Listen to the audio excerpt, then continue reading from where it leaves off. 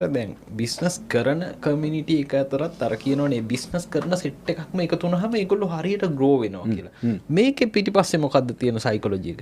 ඒකේ දැන් ඔය මේ අන්තිම පේලිය කියලා මම දැක්ක ලස්සන පොතකුත් ලියලා තියෙනවා මේ පන්තියේ අන්තිම පේලිය. හරි ඒ කියන්නේ අන්තිම පේලිය ඉන්න වෙනම සෙට් එකක් කියන එක දැන් ඔය අපි හැම වෙලාවෙම කියන්නේ අර දැන් මං කවුරු හරි මගේ ළඟට පර්සනල් කවුන්සලින් කියන්නේ එයාට කරියර් ගෝත් එකක් හරි මොනවා හරි ආව ගමන් මං අහන්නේ එයාගේ හොඳම යාළුවෝ පස් දෙනා කවුද කියලා. හරි. එයාලා මොනවද කරන්නේ? මම එතනින් අයිඩියා එකක් ගන්නවා මෙයා කවුද කියන එක. තේරුණාද? ඒ කියන්නේ පරිසරය කියන එකේ ලොකු බලපෑමක් තියෙනවා. දැන් ඒ කියන්නේ සයිකොලොජි එක වෙනස් වෙන්න පරිසරය බලපානවානේ. හරි. ඔව්.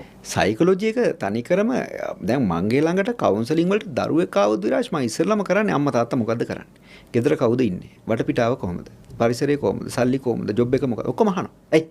මේ පරිසරය මත තමයි ඒක තීරණය වෙන්නේ. එතකොට තමන් අපි මං හැමදාම කියන එකක් ඔයා මේ ඔය ටිකක් පොඩි ෂොට් එකක් දැම්මට කමක් නැහැ යාළුවෙක් ආශ්‍රය කරන්න. හරි අවුලක් නැහැ. ඔයා දාන්න නැත්තම් එච්චරයි. දානවා නම් එකක් දාන්න. හරි. හැබැයි ගානට. හරි. ඔයා නැති ආරවයිනේ. හරි. අඩු පොඩාමකින් වැඩි ප්‍රතිඵල ගන්න ඔයා දානවා ඇත්ත.